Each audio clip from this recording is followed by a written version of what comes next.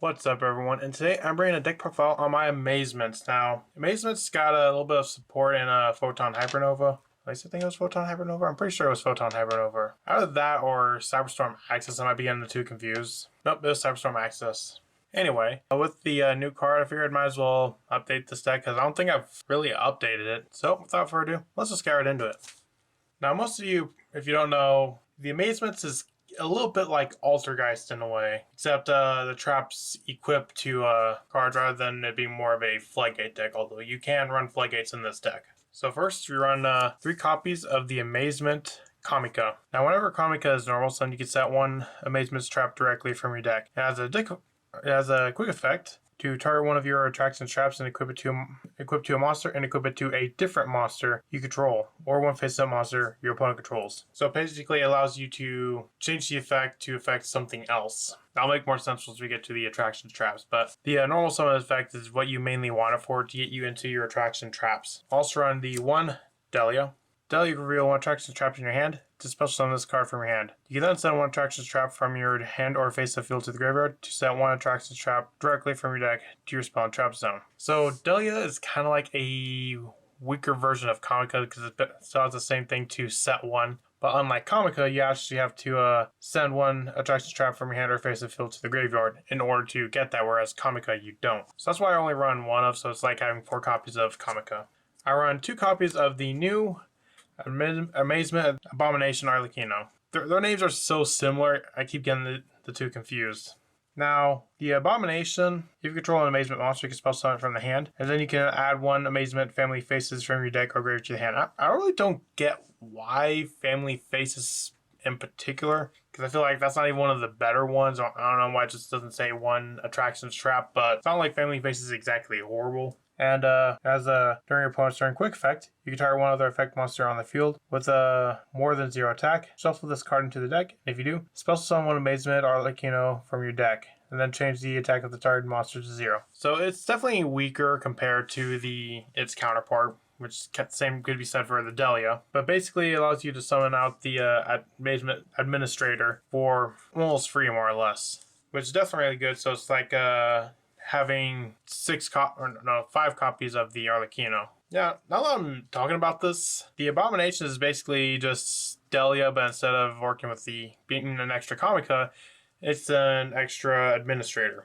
Speaking of, I run 3 of the Administrator Arlekino. Arlekino is actually really cool. Once per turn, you can banish any number of Amazement or any number of attraction traps from your graveyard, then target that many cards your opponent controls, destroy them up to the same amount that you banished. And once per turn, if a trap card is activated, you can special summon this card from your hand. And if your opponent normally special summons a monster during the damage step, you can target one of those face-up monsters they control, equip one attraction trap directly from your deck to that target. So it's basically whenever your opponent normal summons or special summons, you can just equip it with a trap from your deck, like a Whorehouse, Vortex, really depending on what the board state is. But yeah, and of course the multi-figure effect to summon itself when you activate a trap is definitely really good as well. So if you have it in the hand, you can summon it, and you can also summon it off of the other Arlekino. Next, I run 2 Wannabee.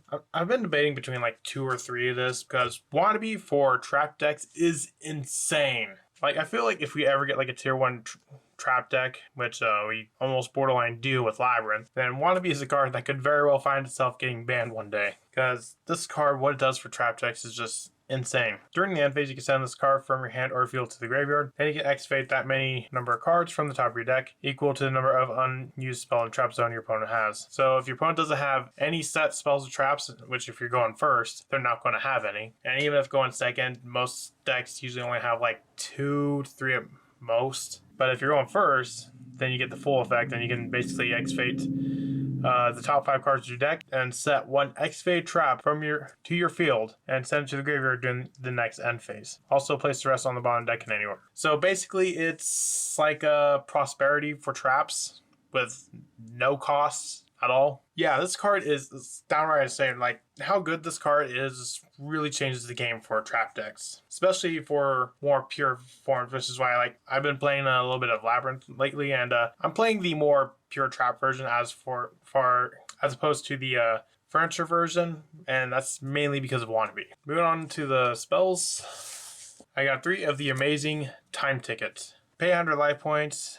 Then, depending on whose turn it is, you can either add one Amazement card from your deck to hand, or if it's your opponent's turn, set one attractions trap directly from your deck. So add or set directly from deck. Both are really good. And since this card is a quick effect, basically, and you can use it on your opponent's turn, you can also play around draw as well. Next, with it being a trap deck that doesn't really summon a whole lot, our extra deck, for the most part, just doesn't really matter. I run Pot of Extravagance because, well, yes, you could also run Pot of Prosperity, but we can draw 2 cards with this, as opposed to getting just the 1 from the Prosperity. And our extra deck, outside of maybe like a select cards, is pretty irrelevant. Like, if you want to just run 3 of all the best cards, that's also an option, with evenly matched being the lone exception. So this way we can essentially either force out a negation or clear our opponent's board so we can set our own traps. Now next, I run 3 copies of Anti-Spell. Anti-Spell is looking to be a pretty good card this format, with the one exception being Labyrinth. It doesn't really do anything to Labyrinth, they don't care. But every other deck plays a lot of spells, like Castra plays a lot of spells, Brandespia. Sky Striker, if the changes on the ban list really affect it that much, which I don't think it will, but Sky Striker is a deck that's always going to be around. And next, Summon Limits.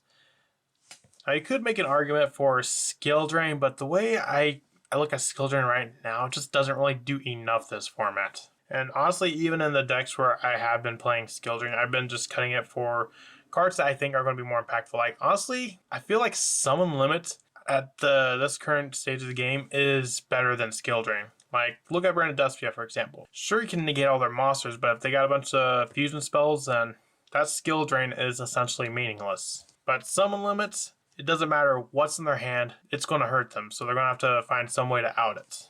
And most oftentimes, they can't. Same for Castra, same for Super Heavy or other decks. I think the only ones that really it will affect, or that it won't affect, would probably be the, I keep forgetting the name of that deck, Runic.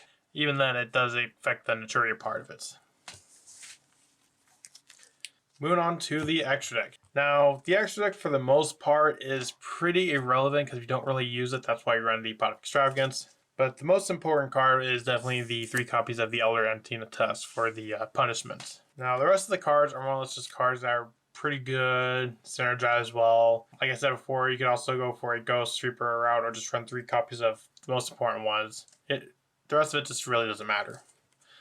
So I run Abyss Dweller, a Flare Metal Dragon, and Gradiel. Since both the Arlekinos are level 7, Gradiel is pretty cool because this card's attribute is treated as each of its attached materials attributes, and cannot be destroyed by a battle with a monster of the same attribute, and also cannot be destroyed by the activated effects of their opponent's monsters with the same attribute. And usually it will end up being light and dark, or 2 darks or 2 lights. And if we can get it with a dark, then basically it comes almost like unaffected in a way. It's also got a quick effect to attach target one monster opponent's graveyard and attach it to this card. So it's kind of like one of the other traps. It works like the Rapid Racing. That's the one it works like. Also run 1 Zeus, make him up. Lina, since there's a bunch of lights. Also run IP, 2 Phoenix, Unicorn, Access Code, Crusadia Aeromac, then Apollosa for the extra deck. Outside of the tests, most of this really doesn't matter. You can swap it out for other cards. But that's it for my Amazement deck. I always think of Amazement. I think it's a pretty solid deck. Let me know in the comments and I'll see you next time I make. Bye.